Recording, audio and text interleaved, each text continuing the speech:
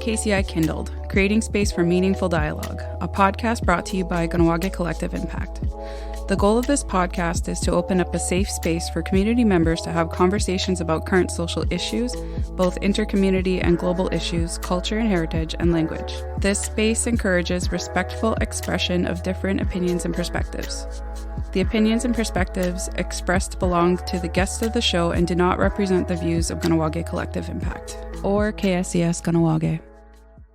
This episode's discussion contains sensitive subject matter. Please listen with discretion. Have you ever been gaming or working online classes and your internet service constantly gets interrupted? First Nations Fiber is about to ensure that just won't happen again. Get ready for high speed at a new level. Click on fnfiber.com and sign up today. First Nations Fiber, empowering people through connectivity. Welcome back to KCI Kindled, Creating Space for Meaningful Conversation. My name is Karina Peterson. I work at Kahnawake Collective Impact, and this series that we're doing right now is a collaboration with KCS Kahnawake, and the topic is on men's health. We are going to be recording episode 3 today, our third episode, and the topic of conversation is healthy relationships. So I'm just going to go around the table that we're at right now and have everyone introduce yourself and just say whatever it is you want to say about yourselves. And we will go counterclockwise. So we're going to start with you, sir. Hi, my name is Cody Martin. I'm an addictions and mental health counselor for KSCS. My name is David Martel. I'm one of the psychologists at KSCS and clinical supervisor for psychological services. My name is Noah Hermes. I'm also one of the ARS workers on the addiction team. And I'm Brent. I'm the other psychologist who works at KSCS. Okay, but we are all here today to lend our perspectives and to talk and to have a conversation and discussion about all these ideas that we have on this paper about healthy relationships and men's health and everything else. But I just kind of want to be make it clear to the listeners out there is that everyone is here they're kind of putting their hats on the side. And everyone is just showing up as themselves today to add to this conversation. And as for myself, I'm a woman in this conversation. And as always, I'm more than grateful and thankful for the gentleman to have me sit in on the conversation as well. And I hope that my presence here doesn't hold anyone back from saying what they need to say. So thank you for having me on your show, because that's what this is. Okay, so last week's topics, we were talking about vulnerability, which ended up being a pretty heavy loaded conversation. And I kind of feel it's still going to come up today in this as well, because when we're talking about relationships, there is always a certain level of vulnerability that goes along with it. And we also talked about a whole bunch of other things on episode 2, which we also recorded last week. So we're just giving ourselves away here. Time is of no issue. There's different topics, different episodes. But we're going to get the ball rolling. I'm going to pose a question. It might be a little loaded question, maybe a little hard to answer, but I just want to throw it out there. What does a healthy relationship look like to you? Well, like I said before, I'm not no ideal candidate for this type of conversation around healthy relationship, just because of my own character flaws and everything else, through the traumatic experiences and, oftentimes utilizing our reactive child in relationships. So healthy relationship, it goes as far as back as, creation. Aside from that, we haven't really had proper examples of healthy relationships when we look at that lens from a cultural or First Nations and however you want to identify that, dating back as far as the Dominion of Canada, through those types of relationships. So when we talk about healthy relationships, we automatically assume with our partners and our nuclear homes. But for Indigenous people or Ongwe people across Turtle Island, it's very hard to comprehend a healthy relationship due to the intergenerational impacts of colonization, the intergenerational transmission in nuclear homes, and which is kind of unique to the Haudenosaunee people, especially where we don't look at that larger picture of clans as family. We always assume what's in our house, our one roof, or that type of setting, right? So throughout that timeline, there hasn't been a proper demonstration or example of healthy, right? Mm-hmm. So it's interesting how all that unfolds into 2023, where what is a healthy relationship? What's the ideal of healthy? Because we could look at health and being healthy, but how do we comprehend those two words into a home? I think like what you were saying is that we attribute relationships to mostly romantic or like your family, but maybe if we try to define what a relationship is or what types of relationships we could have with the spiritual world, with society, with everything that exists, with creation. So like, yeah, going back to like the cultural perspective of healthy relationship, you know, we do the best with the little bit that we have today. And why I mentioned that is because Ryan McMahon, an Ojibwe comedian, also does podcasts, and he had mentioned that our most powerful and spiritual places where we went to do ceremonies and prayers and fasting and all these things are now malls, airports, movie theaters, or full of concrete and asphalt. So there's the disconnect of that healthy relationship kind of setting the standard for a lot of things. And when we look at the romanticizing of relationship or shacking up, there's no proper example of how we do that. And it's extremely hard to do that when we try to follow in the footsteps of influencers through social media. Yeah, that's really bad right now. Social media out there is just awful. Pinning men against women and relationships against, it's just awful world out there right now on social media. Yeah, and just to sort of piggyback off what Cody was bringing up, I think seeing relationships beyond just the romantic context, and that can be your relationship with work, that can be your relationship with your family, with anything in this world. And if we don't have a model for what it feels like, even in our body, to feel that we're safe, that we're in a healthy space, then we can't recognize that in other spaces if we've never had that modeled. Like even speaking with people, it's like, what does it look like to be in a partnership? The idea that you have two people where you're able to both be your full independent self, but then also have that risk and vulnerability with each other. Like even friends, your friend should be someone that you can share tough feelings with, that you can have tough conversations with, doesn't have to all be on your romantic partner. And I think that's something that is hard for a lot of people to start thinking about. I think even we have this idea that it's only my girlfriend who I can share all these things with, or my wife, and that my friends are just, we hang out together, and that's where that relationship ends. And I think even creating space to bring more vulnerability into our platonic relationships. I'm really appreciating this sort of perspective, like Cody, you took it all the way back to creation. And for me, that there's sort of like a little like no wonder it's all messed up. My own relationships and my own capacity to be in healthy relationships, like there's such a long history of messed up relationship, and it's things that I've seen, but it's just also in me, it's in the DNA, it's in the conditioning of my makeup. I often speak about relationships as a dance.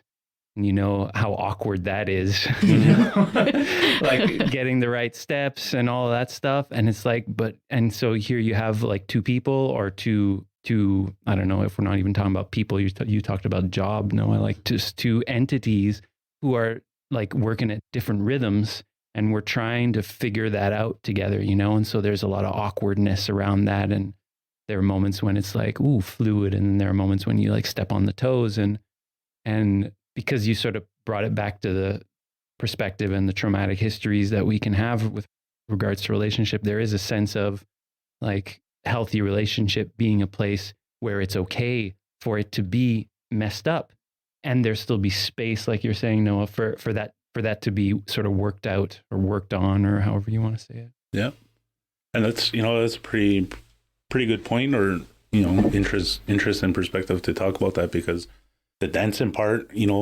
and how I dance is kind of like Jean-Claude Van Damme in Bloodsport when he's, and does the splits. Because the reality of how I picture that is having one foot in a cultural perspective and another foot in, dominant society telling us how we should live and co-create and all this stuff, right? So, but getting into the second part of all that is I started listening to this Audible called Us by Terrence Reed. And that's what he talks about, like the harmony, disharmony, and repair.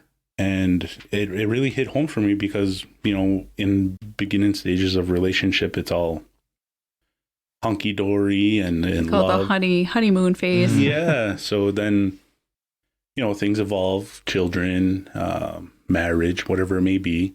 Then things start to become rocky, and that's the disharmony part, right? And because we're so traumatized and experienced so many different traumatic things throughout history that affected us through generations and generations, we have a tendency to walk away, because walking away and severing ties and calling it quits is easier, Or you stay in there and you just live in that disharmony for X amount of time because you don't know how to walk away or to even have that conversation. Yeah.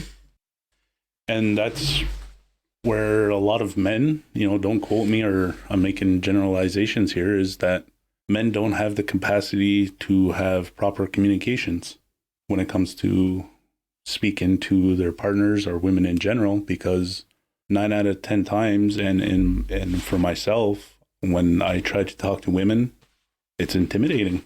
Yeah, it comes back to that vulnerability part. That was the first question, is about vulnerability with women in the first episode. And like why that's such a boundary or why that's such a wall in communication is the vulnerability aspect of it. Yeah, and through my personal experience through that is because it's easier to put up the walls and barriers and go into survival mode and not communicate, because society has taught women or people in general that the information that your partner that you love or share in whatever capacity that you're sharing is ammunition to use to hurt.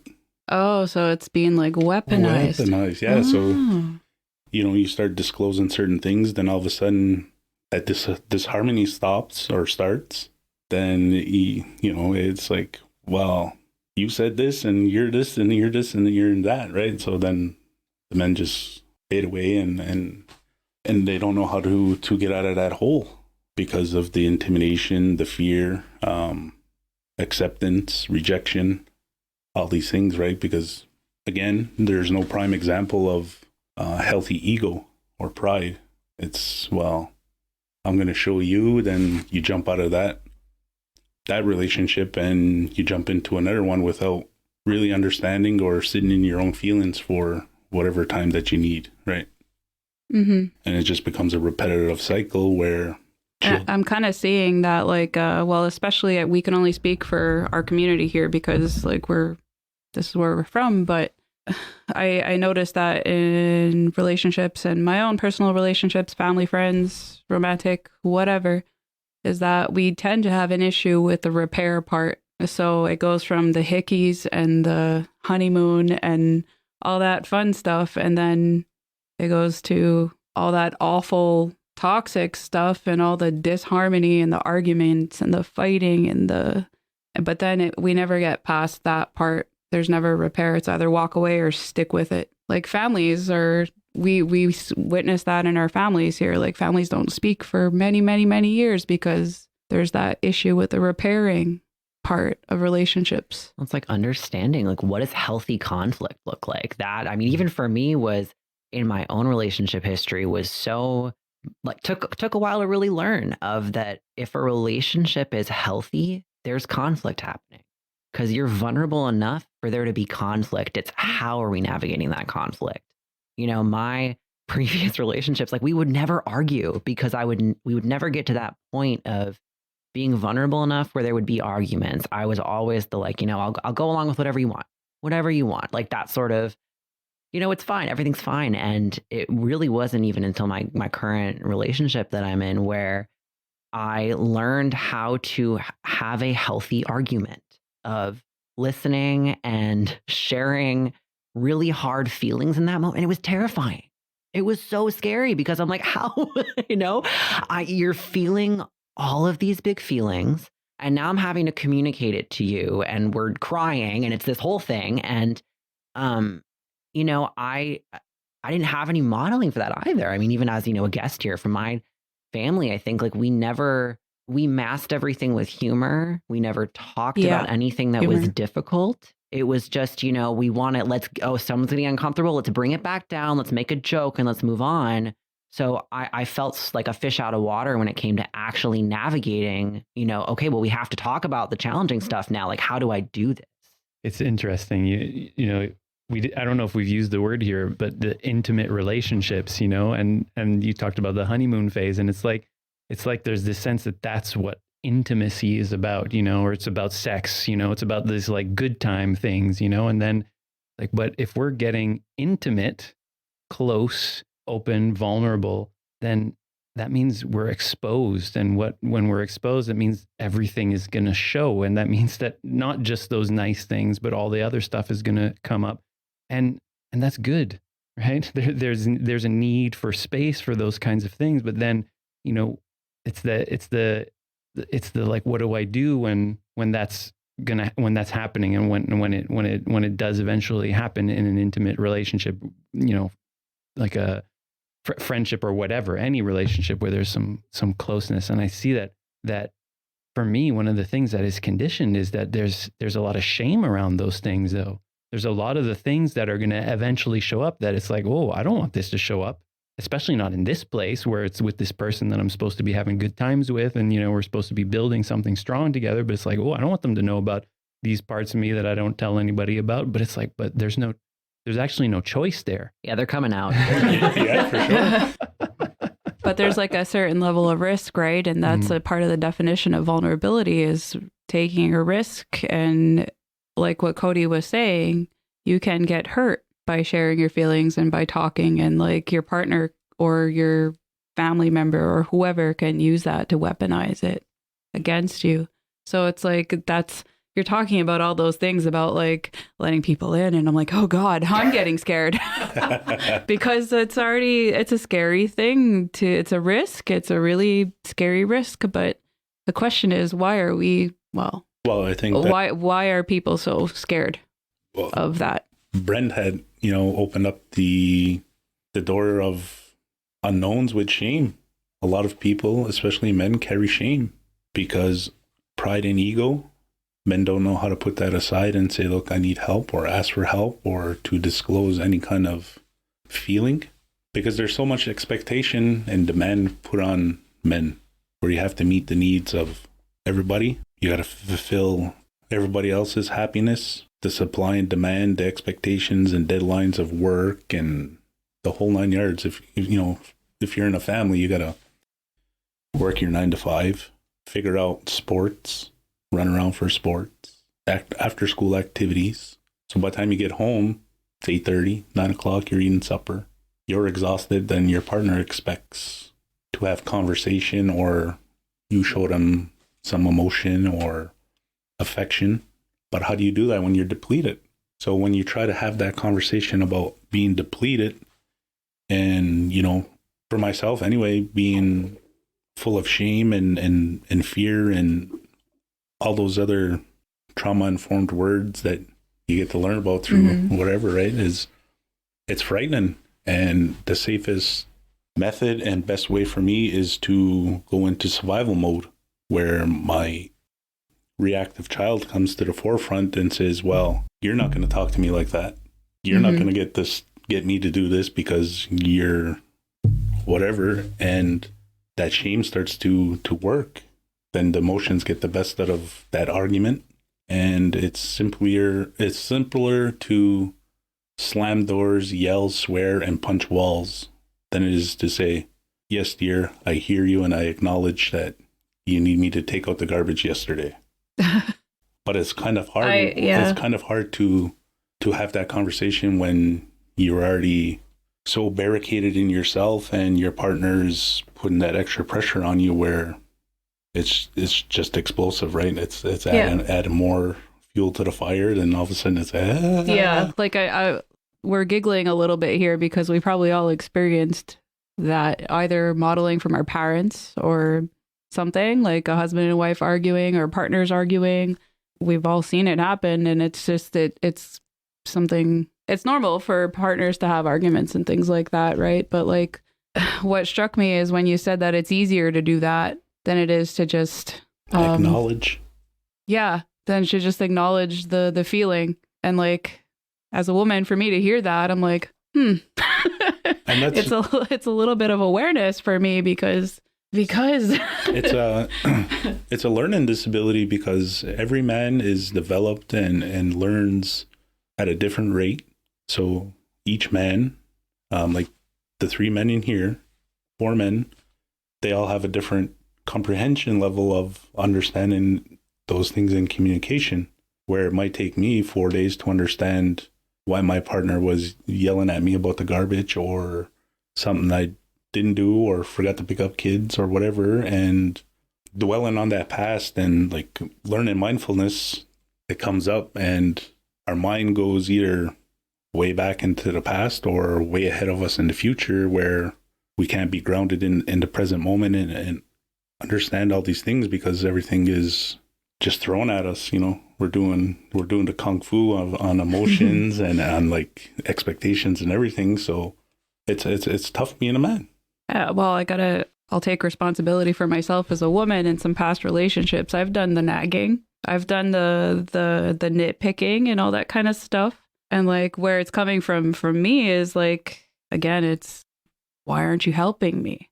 But I'm not saying that. I'm not acknowledging either that I need help with this and I want you to help me with this.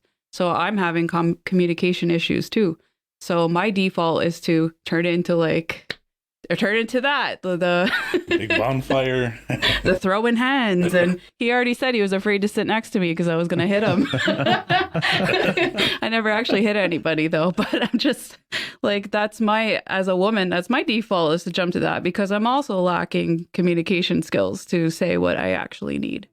Yeah. And with, access to our elder Google and all these different platforms that the internet provides us is dangerous, because we learn words that we don't understand.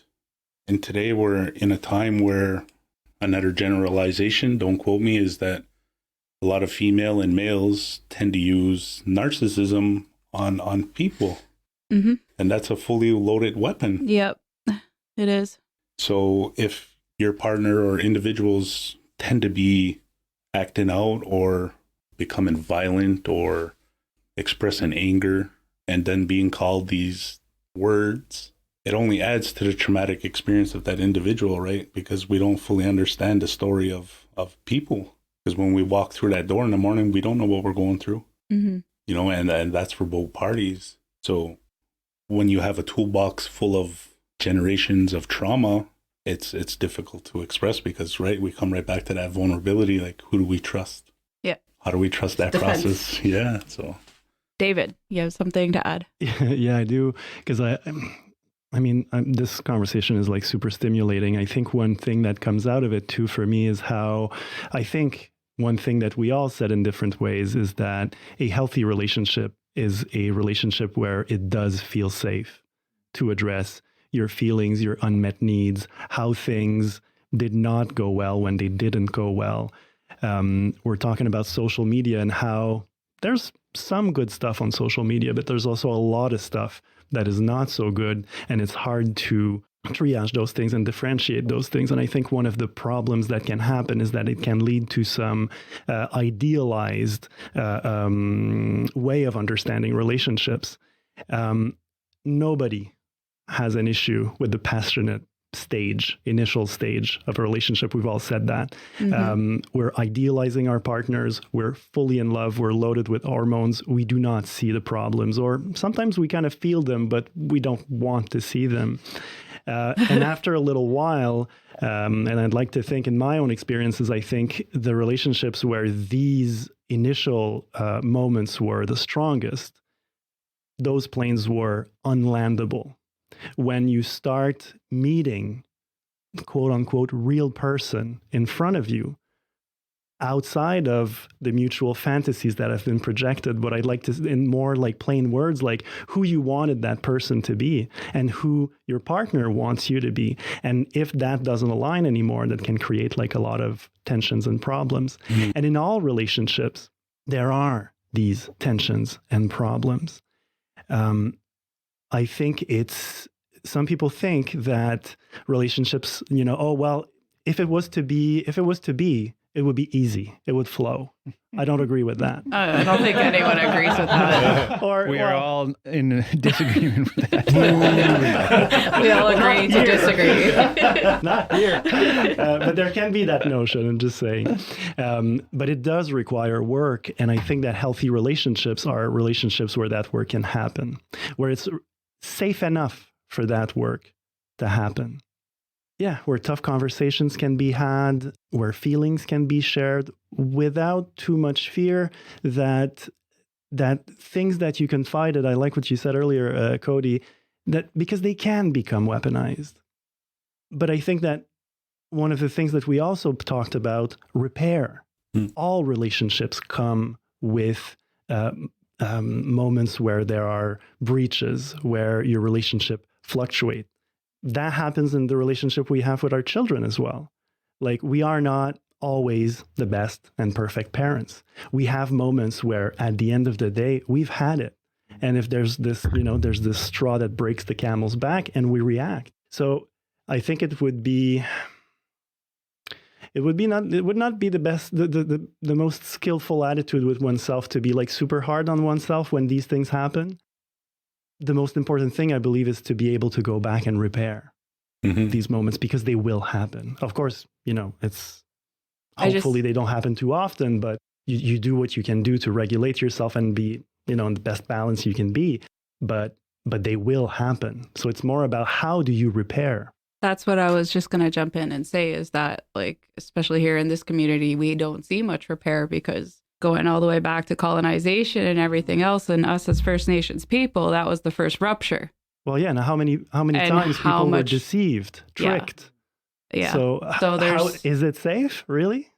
We were all born into this already, into like this toxic relationship between Canada and Indigenous people. We're already born into that. So it's like, where do we learn how to repair it? Like, it literally starts from creation, right? Literally. Like what Cody was saying, like that was mind blowing for me, like when he just mentioned that. But like, we see our parents but also, like, I'm coming from a single parent home with just a mom.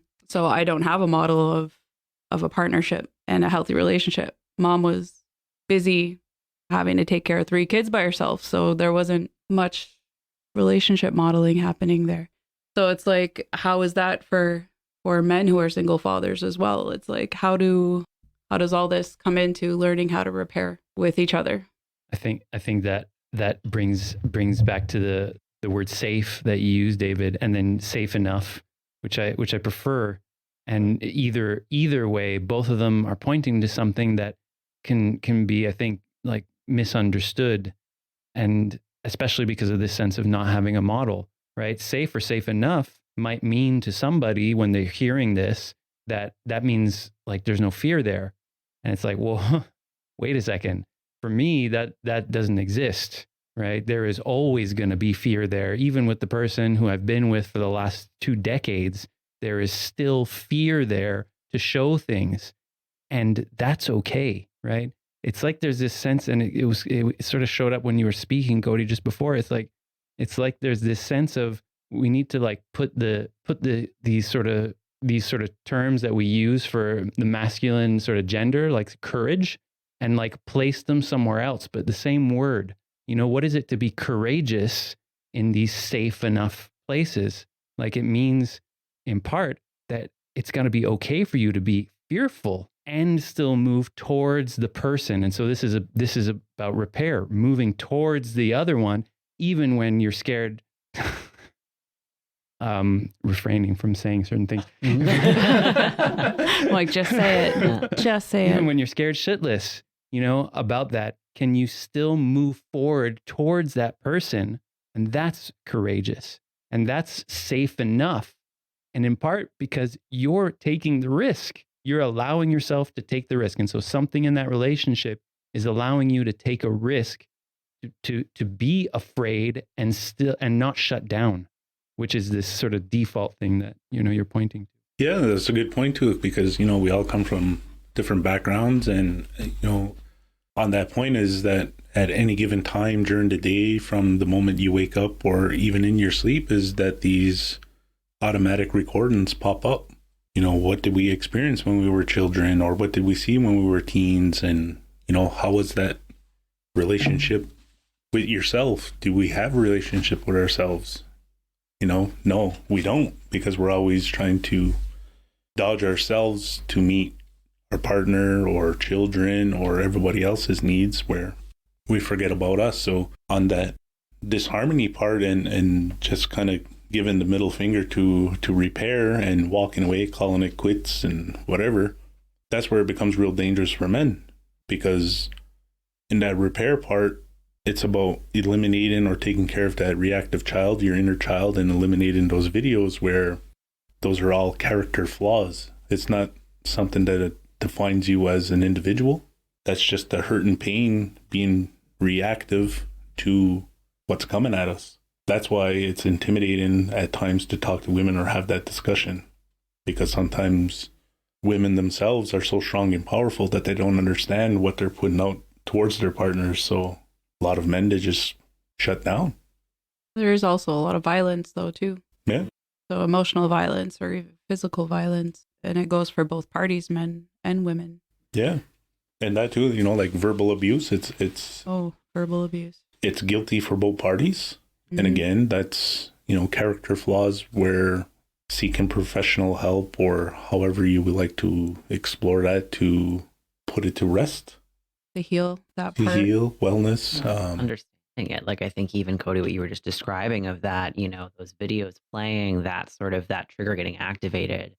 I think of even for myself, like that desire to like set my life on fire and run away. Like that's for me. I was like, okay, that's how I know, like that inner child, like something, it got a little bruised, like something hit him.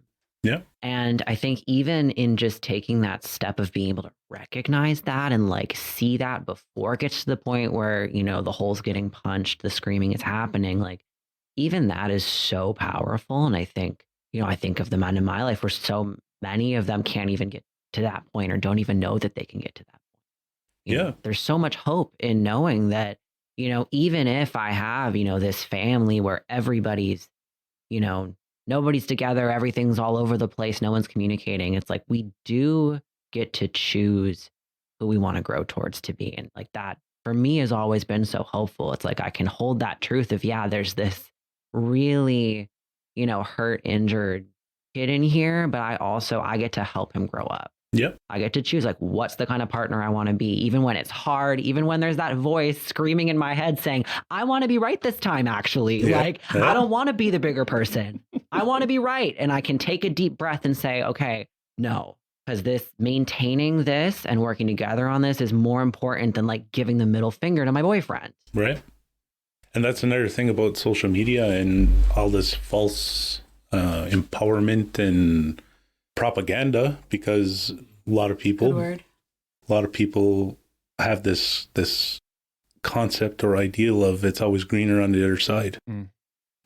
Yeah, sure, social media might make you look like the greatest person and everybody's going to fall in love with you, but at the end of the day, that person probably has just as much work to do than the person you left. Yeah. David just said, if not more.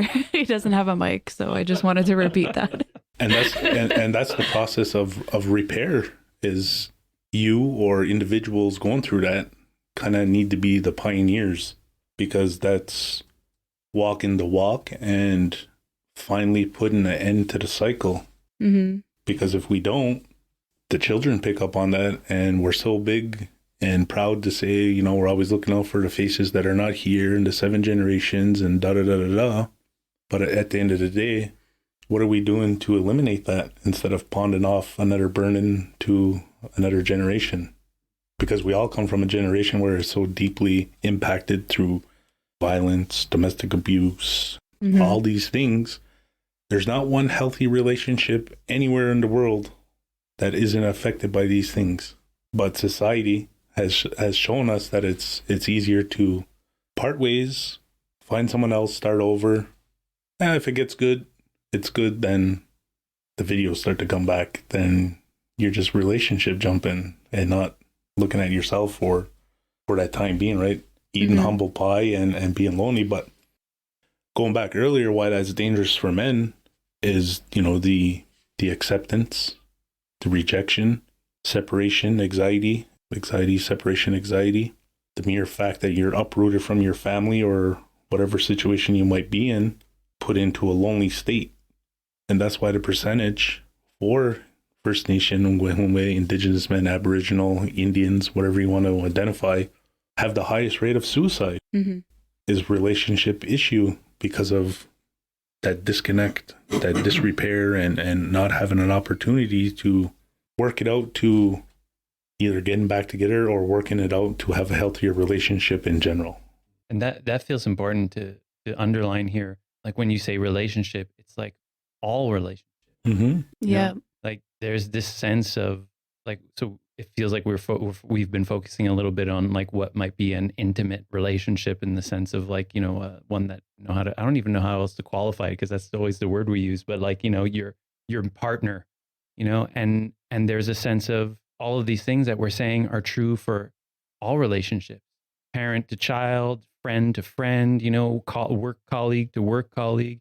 Like, where are the spaces where there can be this kind of intimacy? And if it's only in your intimate relationship, I'm sort of doing air quotes, then that's dangerous. Yeah. It's dangerous and lead right to what you're talking about. Like, how is it that you can't turn from what might just be a bad relationship, a bad intimate relationship, and turn to friendships then, or turn to parents? And it's because the same issue that we've been talking about, there's no models for any of those things to be good, healthy relationships. Yep.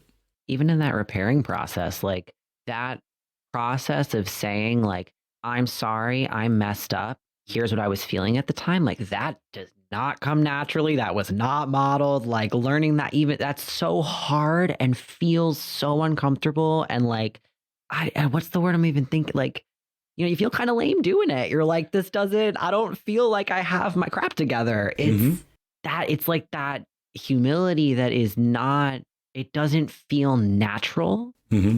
But in doing it, it's like seeing these relationships transform, but it's so hard to get to that point where you feel like you're ready to do that because it's easier to run. It's easier to yell. It's easier to just go. And, it even feels weird to receive that if you've never gotten that before, right? Someone trying to, That's right? true. Like repair something. You're like, what do you do with that if that hasn't been modeled for you? Yeah. And that's what took me a real long time to, in my personal experience, to even say I'm sorry. I would just walk out. The hell with this, or bunch of other F words. But in my travels and learning from different people in the community and across the Confederacy and everything, from what I'm told and what I'm understanding, that there's not really a word for I'm sorry. It's a tendency to make things right, which kind of makes that a little bit more difficult to correct your actions or wrongdoings in a sense, because it just becomes a trickle effect. That door opened up to several other doors of unknowns, and who knows what that might be. Anger, stress, verbal abuse, and all these different things. Where's this coming from? Then we disconnect, we disassociate. We're here physically, but mentally and everything else, we're gone. And then that's what makes the communication part in relationship, no matter if it's in your nuclear home or speaking to the natural world from a cultural sense or perspective, right? Where the shame again comes up because we don't have the language, or we don't know how, or I don't have tobacco, or the trees don't like me, or whatever it might be that we're trying to ask for help, becomes shame and cultural identity. So, a big part of that relationship is coming to light because, the discovery of residential schools, the Indian day schools and stuff like that, cultural identity is one of the biggest relationship issues across Turtle Island. Those shoulds. I should know this. I should know how to do this. Exactly. Like, copy and paste to anything. It's Right. like that. especially as men, it's that idea of like, we should already have this figured out. The very fact that I have to ask this question means that I'm failing. Mm-hmm. And that's a heavy one. When I was an educator, I worked in a daycare for a number of years. So my students were 18 months up to 5 years old. And I worked with lots of different age groups in between there. But there was one thing that as educators for young, brand new children is that we never force them to apologize because they don't understand the concept of apologies. So what does the 18-month-old do when they want a toy? They just take it, or they push the kid down, or they're hitting, they don't talk. They don't have communication skills yet. They talk with actions or with whatever. So as educators, we have to kind of figure out, what are they trying to say? What are they trying to do? What do they mean? So there's a lot of hitting, a lot of pushing, a lot of stuff like that goes on. But instead of, flat out trying to force them to apologize, which is applying shame to these children already at that age, like, you did something wrong, you need to go say sorry. It's not wrong for that age group because they don't have the tools to get their message across. And that's what they're using. So as an educator, it was my job to say, like, he's hurt now. That's not okay. And offer them a tool. Let's go help them. Or let's help him stand back up. Or let's go find another toy that we could give him instead. Or, we would literally have to put the words or the actions in place for them to be able to deal with that situation. And in a way, it's like mini repairs all day long that we're doing with these children because they don't have the communication skills. So it is teachable without the shame. It is teachable. And that's the same concept. But then what happens when they leave our wonderful little school? What happens? What happens after that? Yeah. And bringing that same reality into a 35-year-old or 40-year-old or 50-year-old man from an 18-month-old perspective on what you just described. Grown men have that same issue. So where's the care? You telling that story.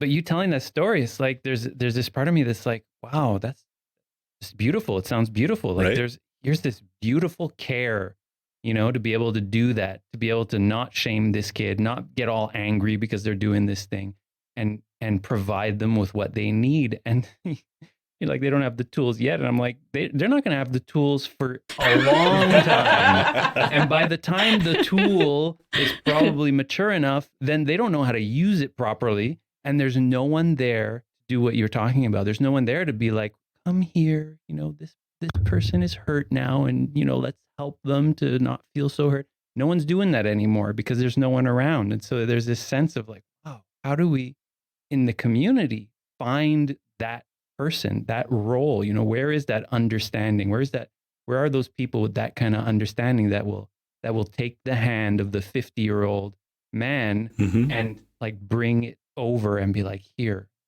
what you have to do. It's okay that you're doing this because you don't know better. Yep.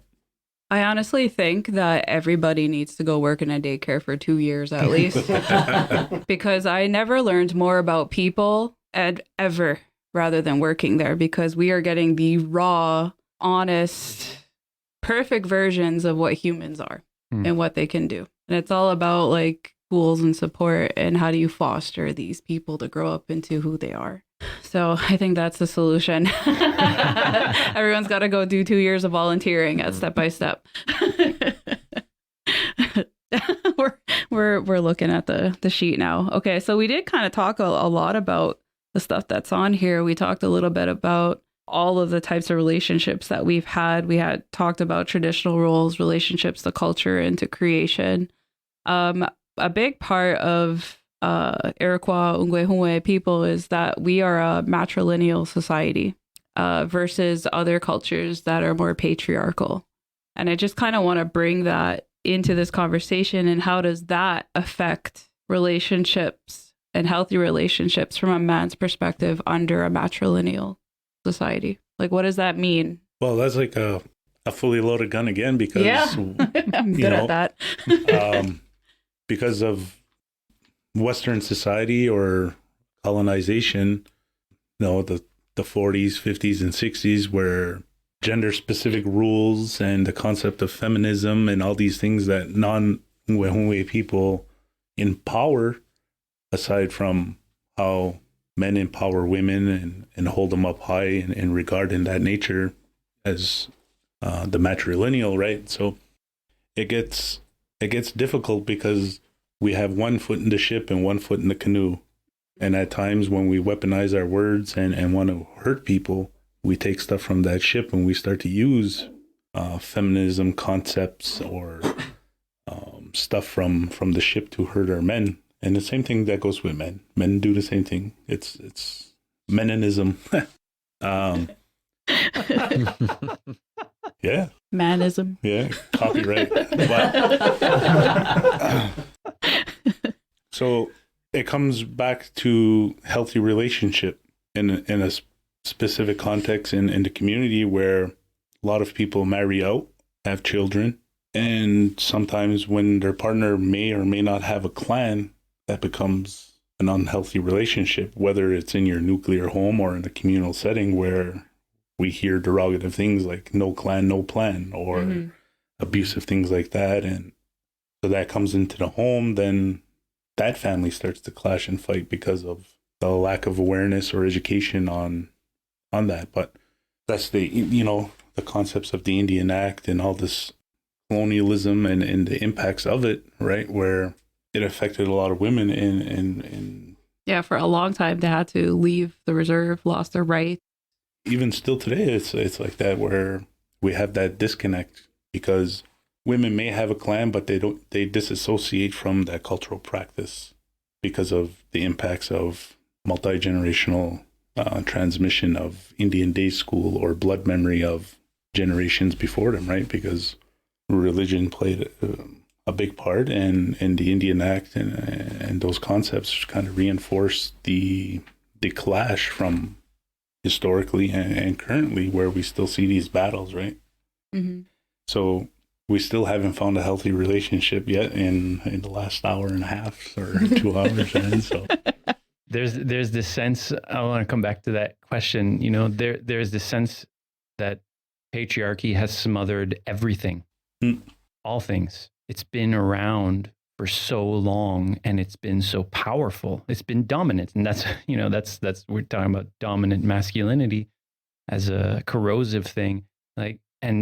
And I want to come back to your example, that care that you're speaking about offering to this child, right, is something that points to these relational qualities. But there's something about that care, right, and the relational capacity, or the capacity to focus in on these relational aspects that patriarchy is sort of stamps that out. And so the solution, or a solution, is to come back to these qualities, these real basic qualities. Patriarchy is about dominance. It's not about being in relationship. It's being over people. It's a bit taking control of things. And so anything that is not that, anything that is relational, is not about dominance. It's about meeting. We're talking about intimacy. It's about coming closer together. And anything that is cultivating those kinds of qualities is pushing patriarchy out. Because we're on the same team. It's not just men versus women. It's we're responsible for helping each other through our healing and navigating that. And that too is exactly like Brent just brought up. It's patriarchy it puts us in, it adds to that pressure of, like we were talking about before, of men having to provide and know everything and never being able to show this weakness, which doesn't even help us in the end. It's exhausting. So, the more we step away from that, it's like that's where that freedom is. Yeah. David? Yeah, I could see this conversation coming back to like how the balance is, we need this balance, men and women, matrilineal, we all just kind of said that patriarchy is bad. Well, it's the dominance part, right? Like it's the power. There's an equilibrium and we have to come back to a balance. Like I asked all you gentlemen beforehand if, like, when we were in the brainstorm meetings, like, are you comfortable with me hosting the show? And like Cody brought up, like, yeah, because you're going to provide the balance here in the studio. So it seems to all come back to that. I was gonna like get into like how does our matrilineal value within our culture play out in current times, but we kind of already all talked about that now. And it's coming back to how do we achieve a balance here? Yeah. And like from like a lot of the cultural perspective, we've become a people that do literal interprets of the oral tradition or history of things. And it's hard to incorporate that because times are different.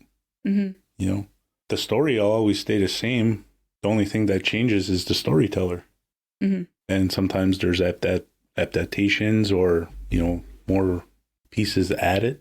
So it's a continuation of something. So the next person will have some sort of guidance in any of these topics. And coming back to that matrilineal and current with man and woman and having the balance, again, we don't have a prime example of proper balance. Sure, the two might come together, or depends what community you identify with, however that may be. But in male and female relation and the concepts of feminism and all that ideology coming from the ship, a lot of women tend to take the control and lead. And at that time, there's no balance. And a lot of men feel belittled and hurt. So sometimes the balance is like that, or the opposite, where men are way up here in a different spiritual journey or cultural learning, and their partner isn't. So there's no balance. So it's kind of like playing with your sound on the radio from the 90s, right? Where you kind of had to make smiley faces or whatever to get good sound. Yeah. I'm like picturing the old record player that we used to have. It had like dual cassettes, the record player on top, and then all those things in the middle that nobody knew what to do with. Yeah. All the balances. There's so many different avenues to explore, but Facebook, Instagram, Snapchat, TikTok, WhatsApp. So bad. Has provided us with unlimited resources on what not to be. Yeah. Well, David was saying too, is that there is a lot of really great content out there in the digital world, but there's also a lot of really bad content. And I kind of feel like our younger people or our younger generations, since they're the ones that are more online, they're receiving all this good and bad. Yeah, which is kind of dangerous because it's super dangerous. If you're looking for motivational quotes and inspirational relationship advice and all these other things that paint or portray a wonderful relationship, and if you're a 13, 14-year-old youth and that's not going on in your home, that becomes an effect on that person's mental health, where everything just opens up, right? From depression, anxieties, fight, flight, and freeze, and different mechanics where at a time it was never talked about. So when we look at men from my generation or any of these guys' generation, mental health is severe. And, you know, so it has its pros and cons. So I think David wants to add a little bit more to the social media part. Yeah, that and other stuff, but like about the social media, yeah, for sure. Like in terms of the quality of the messages, I think that sometimes there's great teachings there, and there can be notions. Like we have more vocabulary. I think, for example, the contribution from the attachment theory can be very well presented in a lot of like posts and and social media material, but what I tend to be a bit more careful around is the points of views or the conclusions or how it's being interpreted. I'll give you two examples. One of them is a very common message now, which reads in 3 words, which are good vibes only. Oh, yeah. So everything that we refer to, that can be referred to as toxic positivity, these words are very, again, loaded, but still, because again, that's a very kind of clumsy attempt at, stay positive. Or another one that I've seen that just made me flip was like, the post was okay until it reached the end. Like basically it was saying like, yeah, life is hard, it's okay to not feel okay. But, I've decided to smile today at my life. And that was the solution. Like, which sends the message, you just have to think about it. Which, when I was doing private practice, some of my clients were like, yeah, people are telling me like I have everything. Like, how come I'm so unhappy? It's just a matter of like willing to be happy. And I used to tell them, well, if it was that simple, first I would be out of a job and I would probably run a company flying planes with like these gigantic like posters, like flyers coming out saying like, stop being depressed, just be happy. Or have you thought about smiling today? Right? Live, love, laugh, right? Right. Yeah, that's it. The other thing I was thinking about, and that also can be seen on social media quite a lot, like Cody, you were referring to feminism, and I think that sometimes this fight, because this fight is still like very, very important, but I think that sometimes it's also instrumentalized, and that's a very, like, I'm not very comfortable talking about that because it's a very sensitive, it can be a sensitive issue. But one of the authors I really like, and you referred to it, Noah, as well earlier, I think that undoing patriarchy, fighting this system, the way is relationship, it's inclusion. Mm-hmm. Patriarchy is something that excludes, where, as you mentioned, Brent, like men are in a position of power to dominate and exploit others. And that is very exclusive. And if you read, my favorite feminist author is called Bell Hooks, and she has a book that's called Feminism is for Everybody, I think, something like that. And it clearly, you can say, like, we need, like Noah said, we need everyone to fight this, because otherwise it just turns out into this war between genders. And that, I don't think that's the way. Mm-hmm. And like Cody was saying a while ago too, that feminism can also go extreme. It can also, like, that's what I'm referring to as instrumentalized. Yes. Toxic if it turns feminism into attacks, and to specific men. Yeah, I don't have much of a problem if these specific men are actively carrying patriarchy. For example, political figures, parties. Like if they embody that and they're actually in a position of power to put forward policies that further that system, that it can make sense to like lead the fight there. But the fight is towards a system that you want to undo, not against specific separated individuals that are part of that world in which that system also affects them. Yeah, and I kind of feel like some feminist, like the extreme feminists, creates that dichotomy, like the gender inequality and I'm not saying this correctly, but yeah, I think like what the general message is that the system has to change to something that is fair to everybody and not necessarily equal, because equal is not always fair. So fairness, I think, is the message that feminism is trying to get across. And like the matrilineal society that we're from, the idea of fairness and balance is there. So I think a lot of people tend to correlate matriarchy with feminism, like extreme feminism. And it's not necessarily that. It's a way of our society where we act in, there's a bit of a balance there. I don't know if I'm making sense. Well, it's coherent with what I've learned.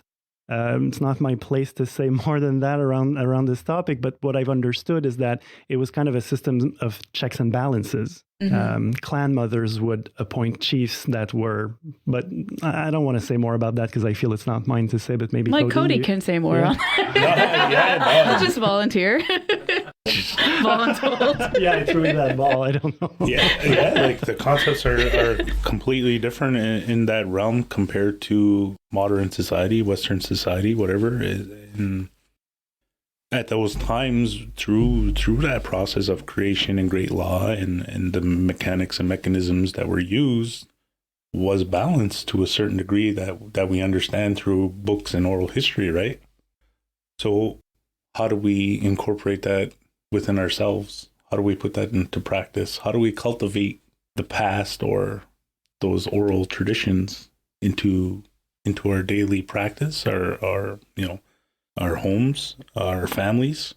It's hard because a lot of that work from a cultural perspective, I think anyway, in my opinion, having those types of relation with ceremony or society business or any of that stuff, it's hard work. Just like a regular relationship between husband and wife or boyfriend and girlfriend is hard work. So we have a tendency, and I'll use a word that a lot of people are using today as a weapon, going to scapegoat that and go to the ship and bring out modalities and ideologies from the ship to say, well, that's too hard. I'm going to do what's good for me and me only. And that becomes a trend. You do you. Where we monopolize the true understanding of where those things are coming from and what it's meant to be. But with, modern advancements in arm's length reach in Montreal or Chateauguay or any kind of surrounding community where we could make things easier, we're going to go the easier way because we've comprehended and understand that we're sick and tired of doing things the hard way. So we're back to punching walls and cursing and right? slamming doors. No, but that leads into substance abuse and alcohol abuse. Yeah. Where I'm just trying to connect it. Oh, yeah. It's all connecting. Yeah. It's all connecting. And, like your next two topics, again, that's a big one. A lot of this information is triggering. What is sexuality? What is gender identity? Those are tough questions to answer. I know a certain amount of information about the communities. And again, it comes right back to square one of having a prime example of sexuality. And I could speak for every man in Turtle Island, without a doubt, everyone's first experience with sexuality was adjusting the tinfoil on your rabbit ears on the TV to watch Blue Nuit. Blue Nuit. Blue Nuit was everybody's sexual experience. Channel 35. Yeah. Which kind of... They don't know what it is. Oh, I'm American. I don't know what this is. You might also be a bit younger. It was an adult show, a soft-core adult show that appeared on public television after a certain hour on a French station. Yeah. And we all had antennas on our roofs with a big rotor that you had to turn a dial to get your antenna. Or that's res life here. Like that. We've had that until 1999. But well, that was my experience as well. Yeah. We had that gigantic antenna. With we didn't have cable running through here for a long time. Big kind of grinding sound it would do when it would rotate. Yeah. We're afraid on windy days that thing's going to come down, but well, that does make me think, though, a lot of, people in my generation and younger, the men, it's porn. Yeah. Is that first experience and how damaging that can be to your idea of healthy sexuality. Right. And how accessible it is now. Oh my God, with the smartphones, it's all free and everything too. Yeah, you just Google things. And you have kids who are 9 years old watching hardcore pornography and thinking that that is the model for a healthy, loving sexual relationship. And, the insecurity, the shame, the way that you relate to women after seeing that, or even to yourself. Absolutely. Yeah. So it's very interesting to recognize that this product is made within the system that we've been talking about patriarchy. And so perhaps no surprise to us around the table when we're talking about it, but perhaps not necessarily known to people. This is a product of a system that wants domination. Right. And so these images that we see in this pornography is just a reflection of that. And it's food for that kind of thing to continue on, because how influenceable, are the people who are watching, basically everyone, to these kinds of images, and to not have other models to then imagine that this is the way that it's supposed to be. Mm-hmm. I can't think of the word right now, but just the way that has a very dire effect on relationships, on the sexuality of a relationship, where there isn't this meeting place and there isn't this equality. It is about dominating about performing, and it's not about actually, being vulnerable or intimacy or intimacy, sharing something that's precious. It's not about that at all. You're right. Yeah. And that gets into like the conversation around toxic masculinity, where the womenizing and conversations in gym locker rooms and whatever about X, Y, and Z, or how many bag and tag and all these derogative things, where we learned these behaviors through the internet or aunties, uncles. And that's another one that's... Oh, the res aunties and the res uncles. Which, has become sexualized and derogative, because aunts and uncles are always held in high regard, So now... That's a really gross twist on that's turned into like a derogative thing now. What concept is this? I'm unfamiliar with that. Like a res auntie. A deadly auntie? That's the term, eh? Yeah. Okay. But aunts are, like you said, aunts and uncles are held in high regard. There's not even a word for aunt in the language. It's ista, which is mom. Right. So it's like to turn that into something. So it's sexualizing. Mm-hmm. Yeah. But it's also associated with partying and with all kinds of toxic behaviors. So, and the uncle too, the res uncle. Yeah. And it's kind of a joke, and like there's a whole bunch of like memes out there, the res auntie, the res uncle with the big hoop earrings and whatever. But like now that I'm thinking about it, it's not that funny. It's not that funny. No. Because the man's a pervert and the woman's like kind of a cougar. A cougar, exactly, yeah. Oh my goodness, that was so good too, and he doesn't have a microphone.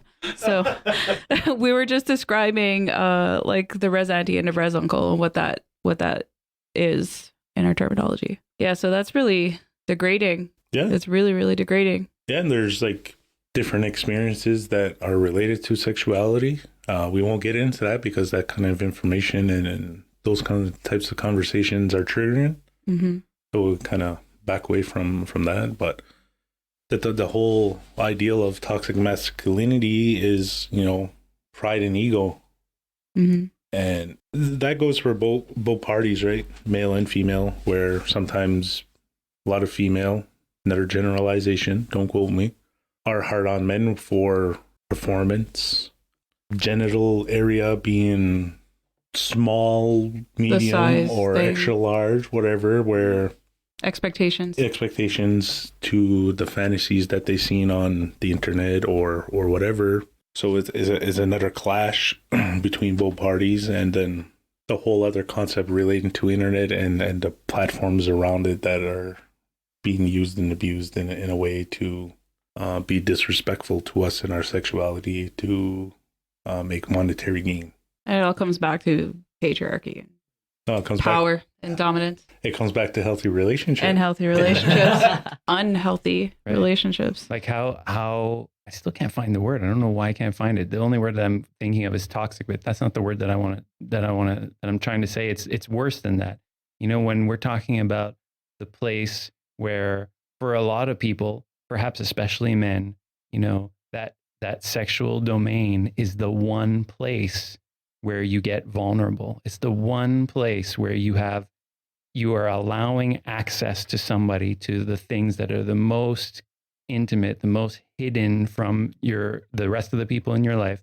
And how toxic, or whatever the word is I'm trying to find, like say toxic times 2, to the power of 2. How toxic is that when in that space you have to bring like performance, and you have to bring that critical mind and all of these ideas that are really self-centered ideas, either centered around the partner or centered around yourself, but have nothing to do with being together in that and being supported in this beautiful place, So mm-hmm. how bad is it that this one place is there's no hiding from the patriarchy, like you're saying, Karina, mm-hmm. and even in that space, it's terrible. That's what it is. But then, you wonder why there's so much frustration in this gender when the one place where you're supposed to be able to be soft, you can't even be soft there. Yep. So you wonder why then, where there's all this frustration and anger is built up,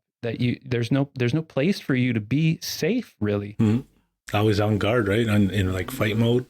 And I guess that's kind of an explanation for like the casual sex thing that we're having right now, like that we're experiencing and seeing. Like there's more casual relationships rather than, because now we could separate feeling from sex. Supposedly. Yeah. Supposedly, but that's what people do, right? They turn off their feelings to have sexual relations, and then they just go out off about their day.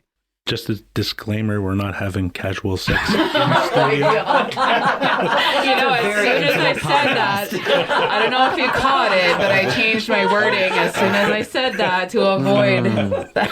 Such an intimate podcast. I love it. It's hot enough in here Just without call any of it that. out. Call it out. I apologize for that. I tried to fix it. Didn't work. Well, you gotta have humor, Of course.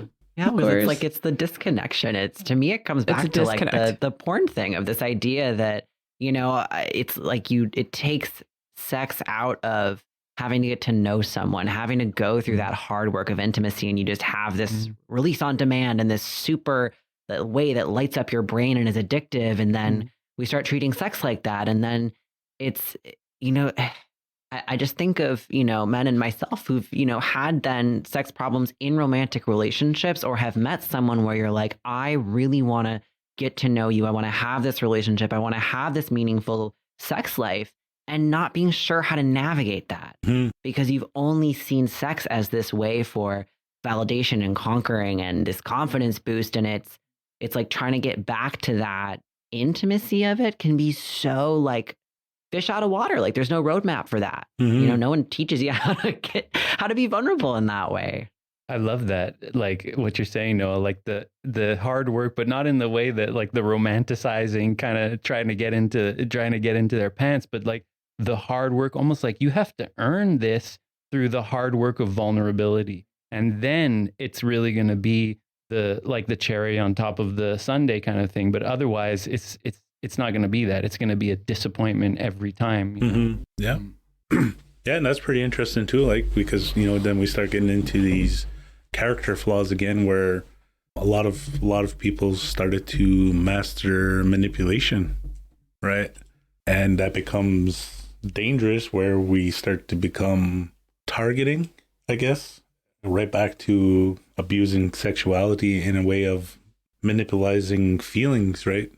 Put on this facade of Like just John trying to get what you want. Yeah, like John Travolta, you got the bell bottoms and the pucker collar, and the dance moves are gonna get it, and you're in and out, and it's like, wow, that worked. And it becomes addictive, like Noah said. It's just, then you go on a spree, which is unhealthy again, and you still feel empty. It doesn't fill that lack. That word disconnection again comes to mind. Disconnected. Yeah, that's why I said I'm not an ideal candidate for healthy relationships, because of my own character flaws, and a lot of stuff that I'm speaking to is part of my experience, right? And there's not a lot of people that will step up to the plate and take accountability for their actions, or even speak to it, because, again, toxic masculinity and that whole unhealthy relationship between men becomes another isolation, because I can't talk to David about this, or I can't talk to Noah, or I can't talk to Brent, because it's going to hurt my pride. Mm-hmm. Yeah. Because that's vulnerability even with each other. Yeah. So, or the common thing is, you big pussy, or something like of that nature, right? Yeah. And you just kind of like become Eeyore again. So let's admit it here, like that I also am embodying patriarchy and dominant masculinity, and I've been doing that probably for my entire life. And I probably still do that in ways that I have no idea. And I'm trying to change, as I know are you, Cody. Yeah. And so we come here with all of that shit, and with good intentions, and we're actually putting them forward. They're not just intentions, they're turning into actions. Even just speaking about these things here and putting ourselves out there for that. All of this is a part of what it is to be in a healthier relationship. Right? Yeah, for sure. Yeah. Not hiding these things. It's so much more powerful to say like, yeah, I struggled with this and I'm trying to be better, right? Like, I think to me, that always resonates so much more than someone who's like, yeah, I've only ever been in these healthy relationships and I'm this perfect saint. That person like, is a liar. Exactly. Because me too, I mean, I really, that was such a big struggle of mine for so long, and is still something that I'm trying to figure out of, how to like really be intimate that way and with people. And it's such a messy journey, and nobody talks about it. Right. We all have that face up. Yeah. Like, again, thanks for sharing that, Brent. And I really appreciate and acknowledge that. And come from similar backgrounds, and it's a work in progress. I wish I really had a Harry Potter wand to make all these things go quicker. But, that's the process of sitting down and being in my own discomforts and eating humble pie, right? So it's a learning experience. A lot of the stuff that I shared is not set in stone. It's not a rule book. It's my experience. It's my journey. And I feel that by sharing the information that I've learned and seen might help the next guy next to me, or even women. Or women, yeah. Whoever's struggling is an opportunity now to share, because bottling and suppressing all these things, it don't help. It just creates more division. Obviously, healthy relationships and all the things that we just discussed is division. And we can't afford any more division, So that's me and my journey in a nutshell, and glad I could share that. Well, I'm glad that all of you guys were here to share your perspectives and just add to this conversation, because just the fact that this is happening. I just had this conversation at work because there's like some kind of initiative coming out for women in our town. And I was like, that's interesting, because we're working on this podcast for men's health, and there's never really been any kind of campaigning in Kahnawake. And I've been a prevention worker. I've been in education for like 20 years now, and I've never seen a campaign for men's health. Not that this is a campaign, but this is opening up a door to something. Mm-hmm. And we had like some feedback last week about how some of the topics we're talking about are triggering. And it's going to be, because it's the first time anyone's opening a door like this. And it's like, I think we're ready for this kind of stuff now, just honest, just talking, people, different backgrounds, different experiences. But in the end, everything I've heard here is that there's a lot of shame. Nobody is 100% healthy, which means that we can't be in healthy relationships until we work on a certain part of ourselves. But we don't have the tools to do that.